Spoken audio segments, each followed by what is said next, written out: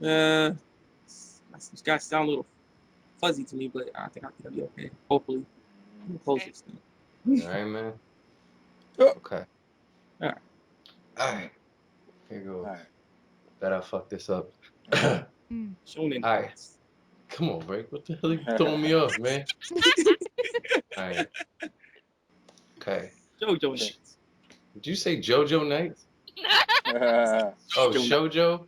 No. Shonen. Yeah. No. My God, yes! We are changing it. Oh, my Lord. Okay, here goes. Here you go. Break, please. Okay, okay. Damn. ShounenKnightz. God damn. Can't wait for y'all to stop talking. Mm. Now you could have been gone, man. ShounenKnightz with the Z. We're talking about anime characters that we felt the most connected to, that we were most able to empathize with. I'm Philly Boy oh 08. I'm here with Supreme Guru 76, The truth. Breakmaster, Soraya Hime, Hi. Black Uchiha 1000, Bow down. and our guest Allison. Hey. Okay. I'm gonna start this off, and I think that this is nobody probably expected me to say this one. You probably thought I was gonna say Lee, but honestly, I'm gonna say Naruto. Pre-time skip for Naruto, the first part of Naruto. Mm-hmm. He's been just straight up just looked down upon, been called a monster, been called idiotic, has had really very little talent, had nobody to believe in him, nobody to look up to, nobody to rely on, and his parents were dead. He was miserable at the beginning of this. Everything he has in the manga currently, he had to work for. He had everything going against him at the beginning. And I think me personally, I can relate to people just making up their mind on you before, like prejudice. Just I don't know, looking down on you or feeling like they're better than you. And I feel like everybody can relate to that to an extent. And especially with Naruto. I mean, obviously both my parents aren't dead and stuff like that. So, you know, that can only go but so far. But he was a cast out.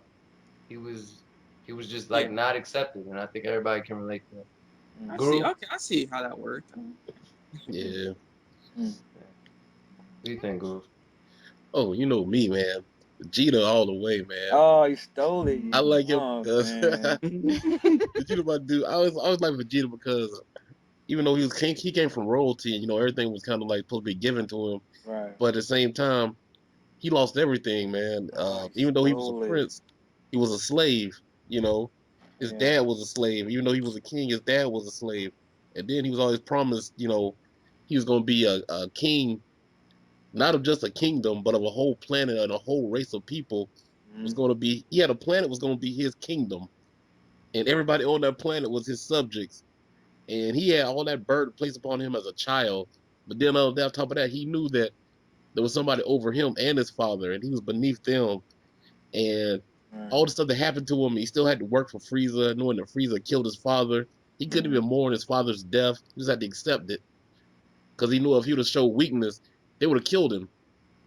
Yeah, And the world he lived in as a child, he had to be a man from the get go, and he never lost his pride in his culture or his people or in himself. And he also took the means that he never, he knew that his father was the king, and Planet Vegeta was destroyed, so he didn't have a kingdom no more. So even though he honored his father, even after that, by saying he's always called himself a prince because he looked up to his father was always the king. So he always had the respect for his father too. And he finally yeah, let his emotion out when that time when Frieza killed him. He Yeah. still saw that yeah, even though he had his pride, how much hurt he had inside, he knew he was dying, so he finally could like just let his grief out, and he could like finally drop the macho facade, just be a person for once, and that's what made everybody see the different side of Vegeta, especially Goku. So Yeah. yeah. that's why I That like was a very powerful Yeah, scene. Yeah, man. I yeah, that's like why I that. like Yeah. Vegeta. Yeah. So for me, it has to go into Welcome to NHK. with Tetsuhiro Sato. I feel this dude. Like he just, he's a neat. You just feel like he couldn't really. He didn't have anything. He didn't have no goals. He had nothing. He just was a neat. Just stayed in his place and stuff. And just like that. This show kind of made me want to just go out and do something. And that's kind of how I felt for him. And he was learning to try to just not be a neat and try to, be productive in society and stuff like that. And just how the show just portrayed the darkest moments of humans and stuff. This is really, really deep, and I like his character, and I really felt for him. And like I said, this show just made me want to, do more for myself, because I was at a point. I'm not saying I was like a neat or anything like that, but I felt like I wasn't really accomplishing anything in my life. And with this show here, it really means a lot to me with this show, and how everything just got set up for this character, and how he just finally was able to go somewhere. Kind of this made me want to actually do more for my life. So that's why I'm really connected to Sato, the character. Okay. Cool. Soraya, what about you? All right. I think the character I feel connected to the most is probably Edward Elric. Um, Hmm. and that is because, for one thing, I do have a younger brother who's taller than me, but that's not the point. He's like, he always tries to solve everything with logic and reason, and that's kind of much how my mind works. I try to, solve all my problems with logic and reason, that there has to be an answer to everything. It can't just happen because it just happened that way. You know what I mean? Like there has to be a reason for everything, and a way to get there, scientific or anything like that. But he's also, always very looking out for his younger brother, and always puts his younger brother before himself. And basically, even though he's got his own problems and his own burdens, his own metal arm and his metal leg and the sins that he has on his own shoulders, yet he still puts his brother before all of that, and would much rather get his brother's body back than worry about himself. And so I'm kind of like that too. I put others before my own self, so I kind of feel connected to him in that way too. Okay. Okay. Black Uchiha? Yeah, man, Vegeta, man, he never gave up. He was relentless, even though, like Guru said, he was a prince. You know what I'm saying? He got beat by a low class warrior. It was like, I like the way Toriyama did it, because it was like he broke the character down and built him back up. Like that's how I seen it. He broke him down and built him back up. Vegeta is like one of the strongest, you might as well say the second strongest fighter in all DBZ universe, and like nobody touching him except Goku. So like relentless, never gave up. Was like a slave for so long, bottled up all those emotions, had to hide it, you know, with the pride and all this other stuff. It was amazing, man. Like Yeah. Vegeta. I think however anybody feels about him, I don't think anybody could argue that he isn't the most complex character in Dragon Ball Z rather. Like Mm. he's Yeah. just, I mean, he's got so much shit going on under the surface. Right, yeah. You know what I mean? But Allison, what about you? Well, it's a Bleach character, obviously, but it's not even one of my favorite characters. It's Ichigo.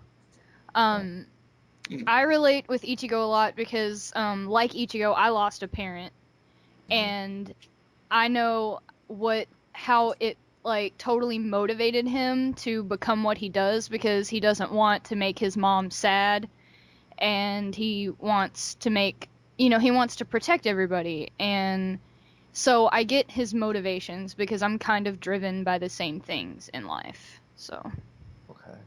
Ichigo's a good Alright. character. It's interesting. And normally people don't give Ichigo props, but Yeah, I no. guess He a good character, though, they don't give He's a real Naruto mature props character. either. It's true too. So I'm just like, I'm kind of shocked here. I really thought you were gonna choose Rock Lee, man. I really thought you were gonna say Rock Lee. I know, man. I Nah, thought he was gonna choose.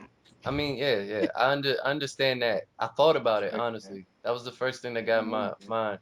But I can't, on some real shit. Like I can't really. We all have things that we aren't good at. Like Rock Lee wasn't good at ninjutsu or genjutsu, but I've never been. How do I? I've never been that bad at something like that was really important to me. Like I've Must be never very been. talented, man. Okay, that's what it is. I'm not, nah, man, because I can't. Here's my thing. I can't draw for shit. Mhm. Like I can't do any of that. But that's not something that I really want to do. But he wanted to be something, and he strived for that. Like so that's admirable, and that's why he's my favorite character. But as far as connecting with the character, it was just Naruto. The Yeah. things, the struggles that he had are more realistic. I feel. Well, yeah. True. Because I mean, everybody's had shit talk behind their back and stuff like that, or even to their face sometimes. So yeah, I think that's it. Yeah. Somebody got another character. Anybody? Anyway, Uh, going once, going see, Hmm. twice. was it Hiei? Hiei? You got Yeah. it? Hiei, man. Yajirobe, anybody? Anybody for Yajirobe? Macarosa, Going once.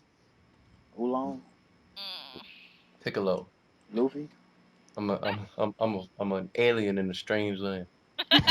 Well, The Piccolo was heck? cool, man, because Robin, Piccolo, Robin. he was comfortable in his own skin. He never wished to be anything but who he was, you know? Right. He was Yeah. proud to be a man.